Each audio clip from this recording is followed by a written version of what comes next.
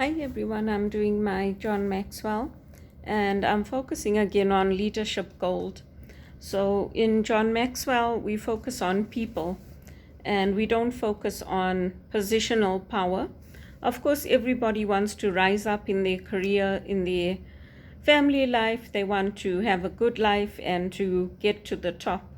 But we don't focus on just making money and money being the most important thing. We focused on relationships. And so today is the Greek Orthodox Easter, and it's also Divine Mercy Sunday for those of us who are Catholic.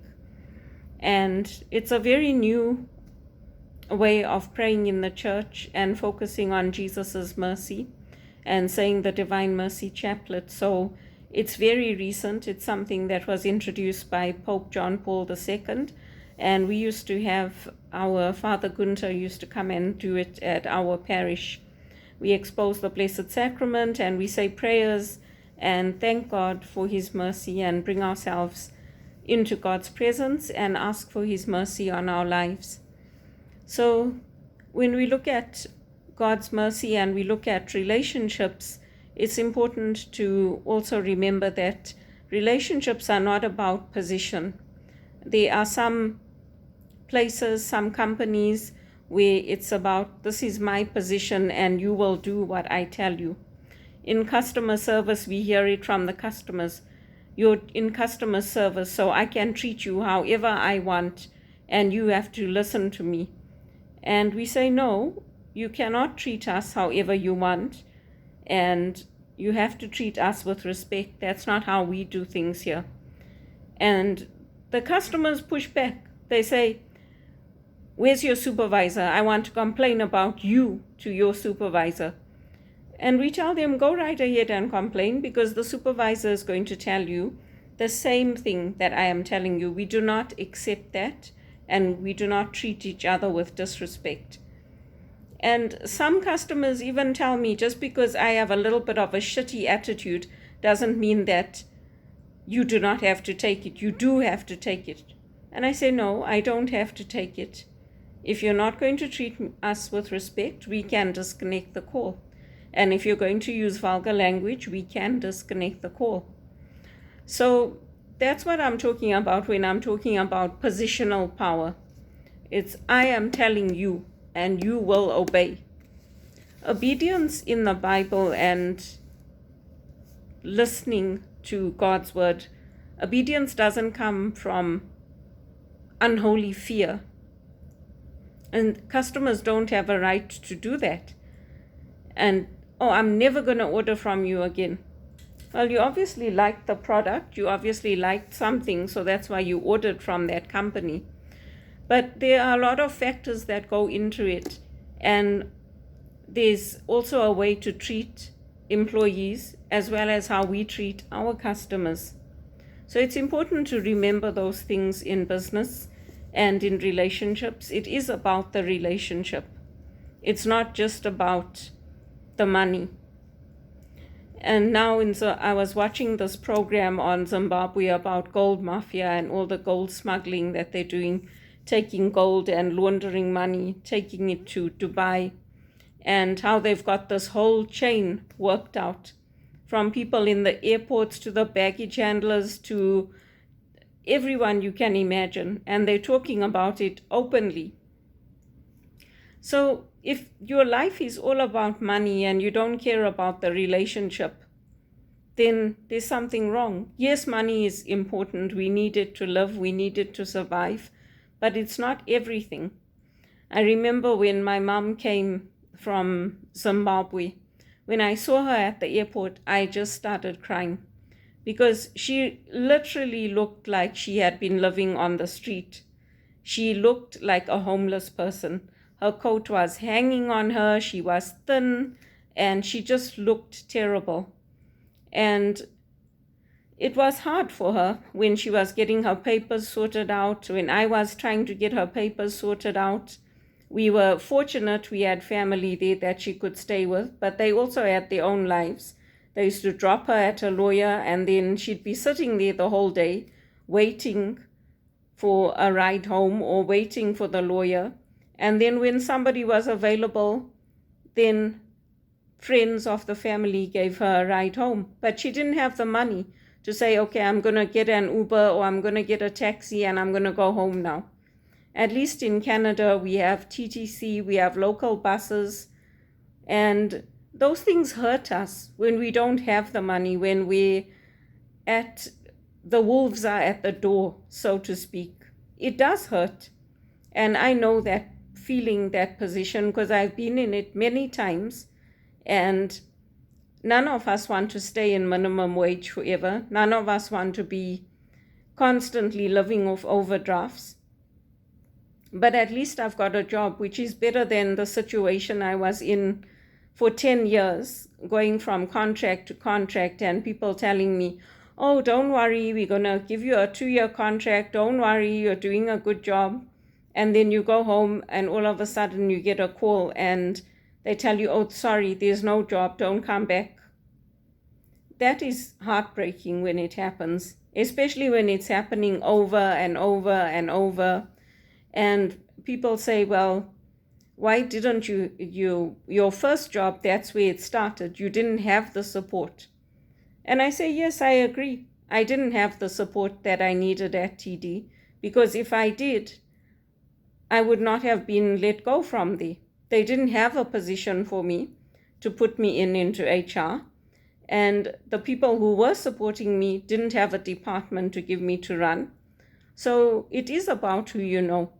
Whether you're laundering money or whether you're in a company and you're developing relationships with others, it is about who you know. And it is about those relationships and how you're being nurtured and how you are taking that nurturing and applying it. So if it's lonely at the top, something's not right.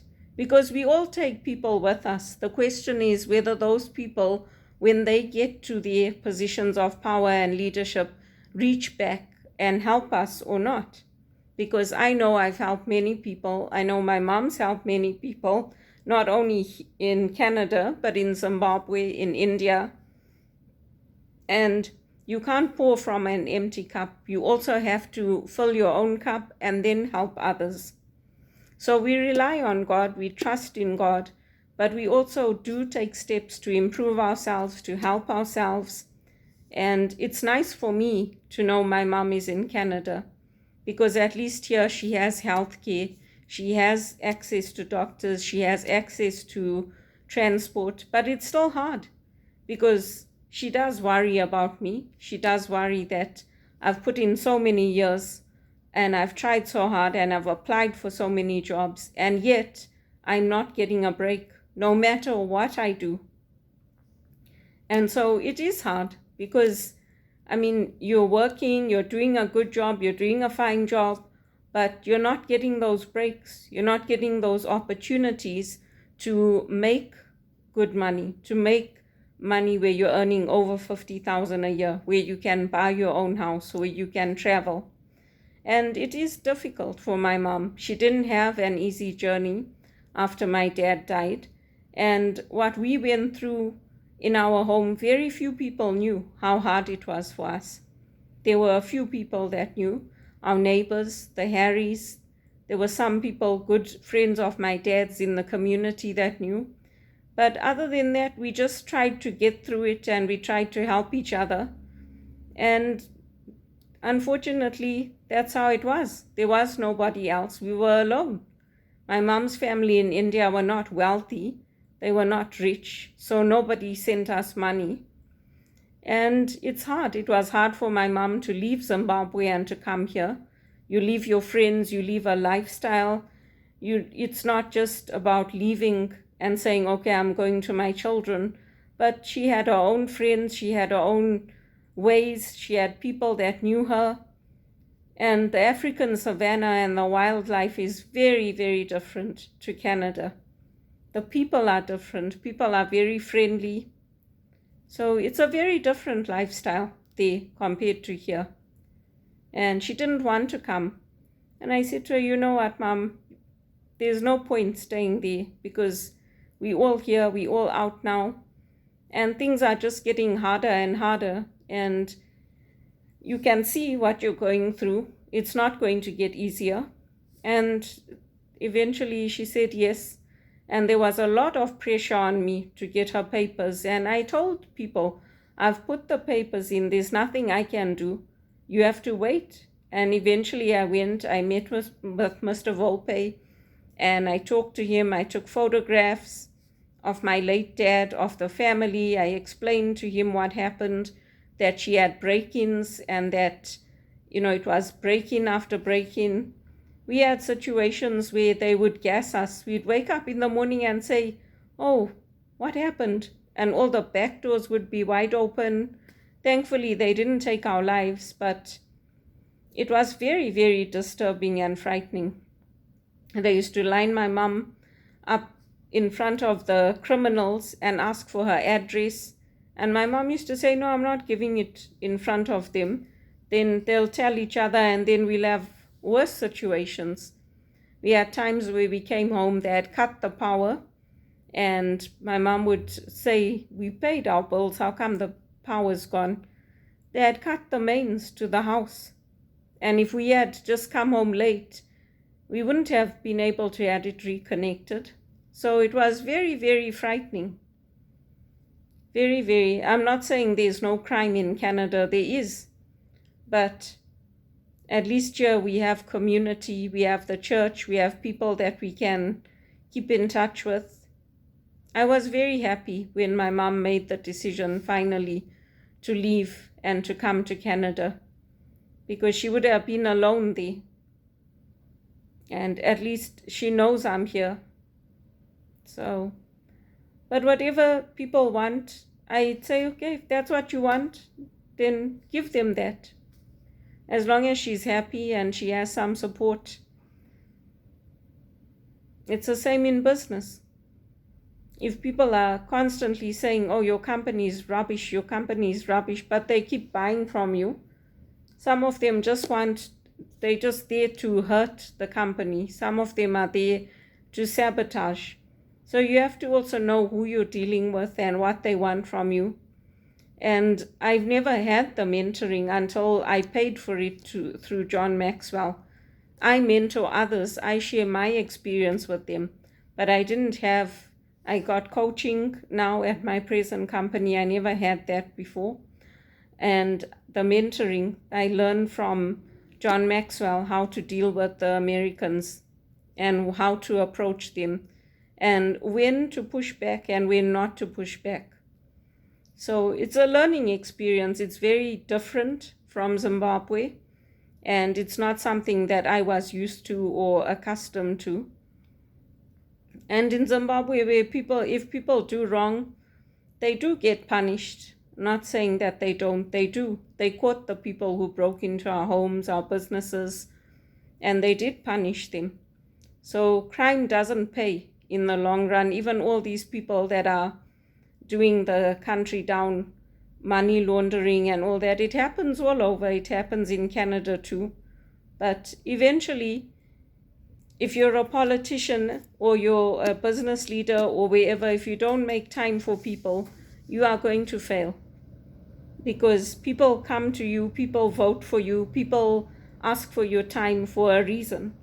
And especially with the politicians, I know in my own case, when I asked for time, when I asked for meetings, not for my volunteering, but for me personally, no time was made for me. So in the end, I left the Liberals. Why would I stay with people who each time I ask for a meeting, don't meet with me, don't return my calls, but when they need something, then they quick to pick up the phone and say, oh, can you come and help us? Can you come knock on doors with us? We need money for donations. Why would I stay with them? I wouldn't.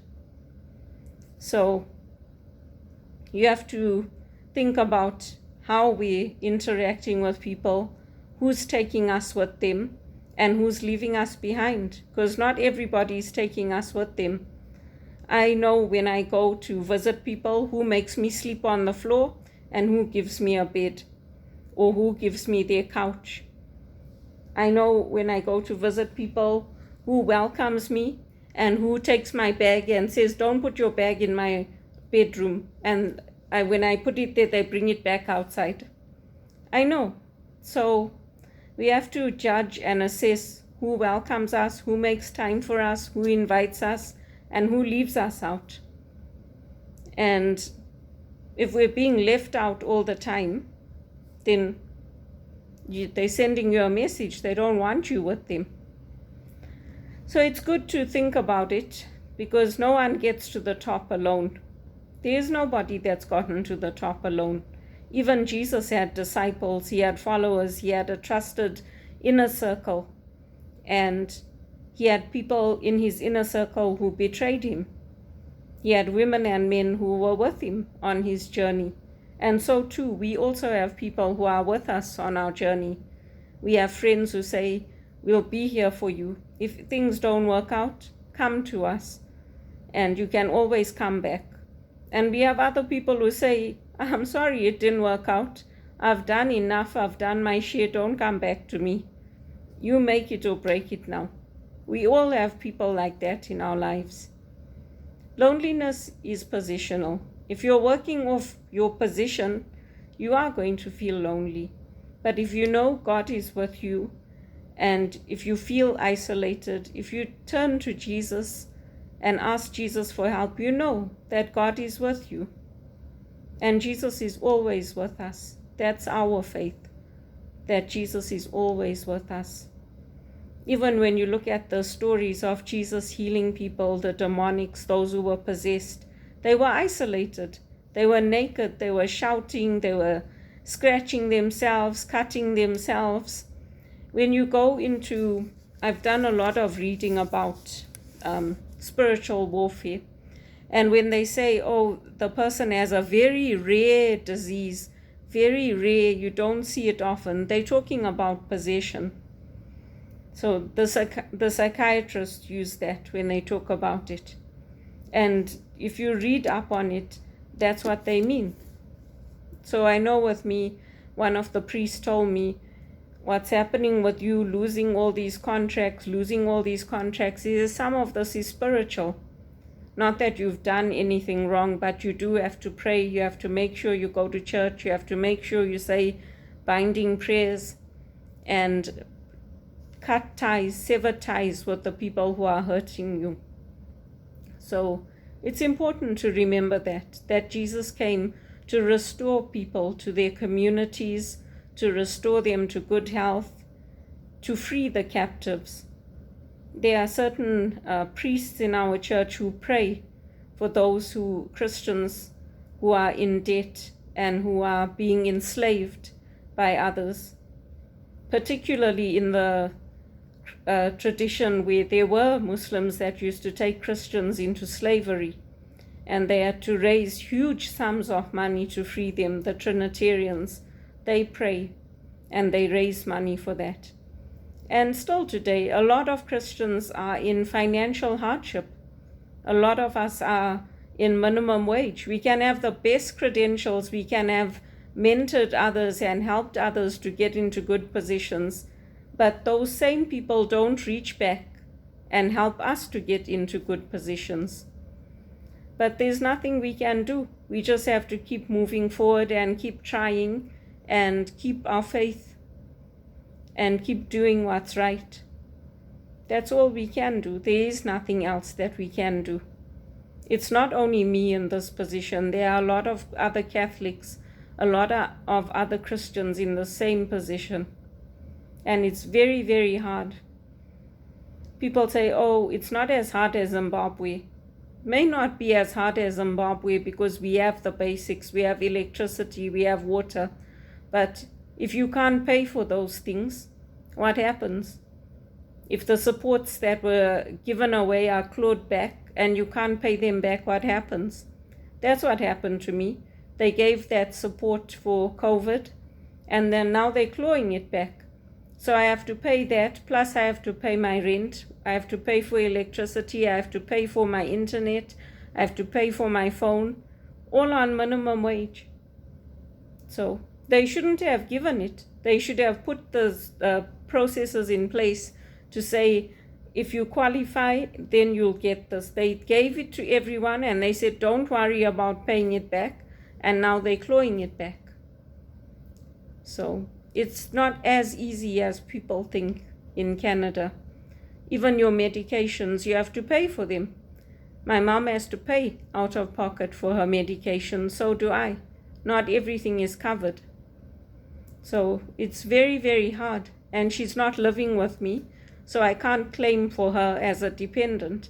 If she was living with me, I could have claimed for her and gotten some money from the government, but I can't because she doesn't stay with me. So it's very hard. And when you've had poor health and you've had sporadic work like me, the sporadic work affected my health because it went on for too long. And it takes a lot out of me.